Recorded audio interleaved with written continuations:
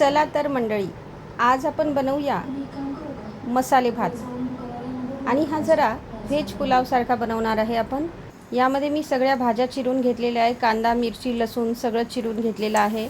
भाज्यांमध्ये गाजर, बटाटो, टोमॅटो आणि तोंडली चिरून घेतलेली आहे. आता आपण तेल तापवून घेतलेलं आहे. तेलामध्ये जिरं, मोहरी, लसूण आणि मिरची टाकून घेतलेली आहे.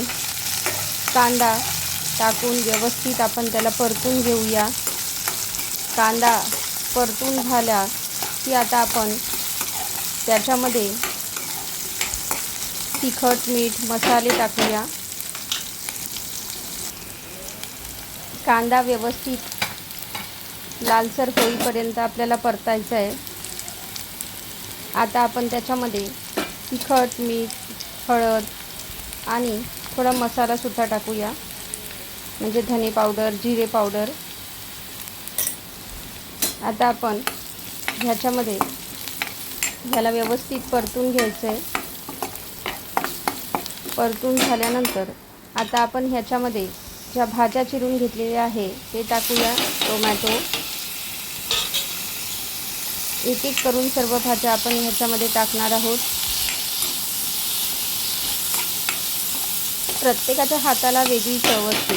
त्याच्यामागचं कारण असं आहे की प्रत्येकाच्या हातातून पडणाऱ्या मसाल्यांचं प्रमाण हे वेगवेगळं असतं. आता आपण ह्याच्यामध्ये भाज्या घालून घेऊया. भाज्यांमध्ये टोमॅटो, गाजर, ढोबली मिरची, त्यालाच आपण शिमला मिरची म्हणतो, तोंडली, अशा सगळ्या प्रकारच्या भाज्या तुम्ही या ठिकाणी घालू शकता.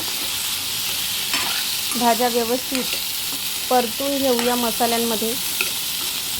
आता ह्या भाज्या अशा शिजायची गरज नाही आहे, कारण तांदूळ आपण त्याच्यात टाकणार तेव्हा तांदूळासोबत सर्व भाज्या या ठिकाणी शिजणारच आहे. तांदूळ आता मी स्वच्छ धुवून घेतलेले आहेत. हे तांदूळ आता या भाज्यांमध्ये आपण टाकूया. हे तांदूळसुद्धा आपण या भाज्यांमध्ये व्यवस्थित परतून घेऊया. तांदूळ व्यवस्थित परतून झाले की आता आपण ह्याच्यामध्ये पाणी टाकूया. जेवढे तांदूळ घेतलेले असतील त्याच्या दुप्पट पाणी आपण या ठिकाणी टाकायचं आहे. ज्या भांड्यानी आपण तांदूळ मोजून घेतले त्याच भांड्यानी परतून तांदूळ मोजून घेऊया. भात जरा आसट पाहिजे असेल तुम्हाला तर तुम्ही 3 पट पाणी या ठिकाणी टाकू शकता. मोकळा भात पाहिजे असेल तर दुप्पट पाणी तुम्ही या ठिकाणी टाकायचं आहे.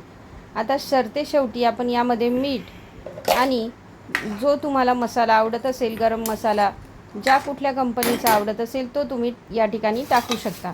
आता या ठिकाणी कोथिंबीरसुद्धा मी आधीच शिजायच्या आधीच या ठिकाणी टाकून घेते आहे, कारण त्याचा जो स्वाद आहे, जो सुगंध आहे तो भातामध्ये या ठिकाणी कोथिंबीरीचा येणार आहे. त्यामुळे कोथिंबीरसुद्धा चवीप्रमाणे तुम्ही या ठिकाणी टाकाच. या ठिकाणी मी कॅच मसाला वापरते आहे, जो माझ्या मुलींना आवडतो आणि म्हणूनच मी या ठिकाणी कॅच मसाला वापरते आहे. तुम्हाला हवं तर एव्हरेस्टचा किंवा दुसरा कुठलाही मसाला तुम्ही वापरू शकता. आता भातासोबत खाण्यासाठी, पुलावसोबत खाण्यासाठी या ठिकाणी कोशिंबीर मी बनवून घेते आहे. त्या ठिकाणी गाजर, काकडी, टोमॅटो, कोथिंबीर, मिरची असं सगळं मी या ठिकाणी टाकून घेतलेलं आहे. दह्यामध्ये मीठ वगैरे सगळं टाकून या ठिकाणी मिक्स करते आहे. ही कोशिंबिरीशिवाय भाताला सारखी काही चव येत नाही आणि भातासोबत खाण्यासाठी ही अतिशय चविष्ट लागते. याला व्यवस्थित मी मिक्स करून घेतलेला आहे. ही दह्याची कोशिंबीर तयार आहे. आता इकडे भात बघूया. भातसुद्धा आपला शिजून तयार आहे. तुम्ही बघताय व्हिडिओ हा 3 मिनटाचा आहे. मी कुठेही स्किप केलेलं नाही आहे. भात शिजत आला आहे. भात शिजायला जास्त वेळ लागलेला नाही आहे. बरोबर. या ठिकाणी मी त्याच्या भातासोबत खाण्यासाठी ताकसुद्धा केलेला आहे. ताक, कोशिंबीर आणि हा मसाले भात म्हणजेच व्हेज पुलाव या ठिकाणी आपला तयार झालेला आहे. तर कशी वाटली रेसिपी? लाईक आणि सबस्क्राईब करा आणि कमेंट करायला विसरू नका. धन्यवाद.